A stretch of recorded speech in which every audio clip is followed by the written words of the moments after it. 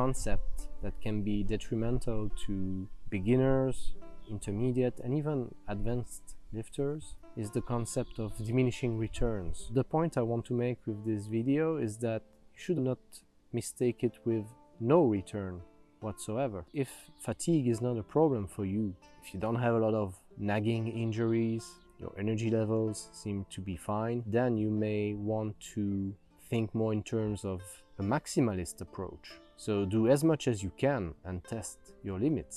In the worst case, what can happen is that you realize such limits, you get to know your body, you improve your work capacity, and maybe you do get some junk volume. But if you are too afraid of junk volume, you will never know quite well where is the limit for you. So think about it that way. Maybe I will take a metaphor here. Let's say you are an ambitious traveler, just like you would be an ambitious lifter, and you want to go far. You can buy two vehicles. One of them is very efficient when it comes to fuel, so it's not going to cost you a lot, but you can only use it with very little autonomy, so you can drive it maybe from town to town, but not more. And then maybe you have an older type of vehicle that consumes more fuel, so it's not optimal, but it allows you to reach your goals, which is to travel far. Which one do you buy? Of course, this is a rhetorical question. And I'm also very well aware that what you choose now may very well change depending on where you are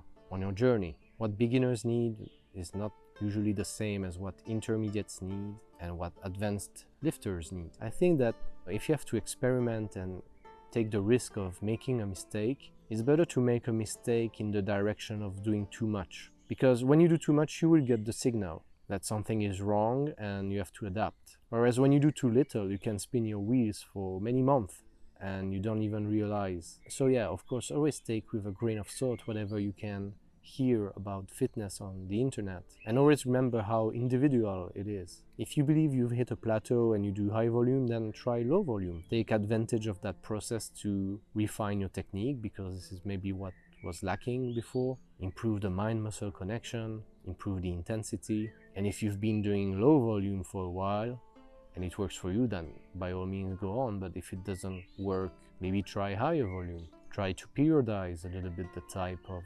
stimulus you get. If you want maximal results, don't be afraid to push yourself.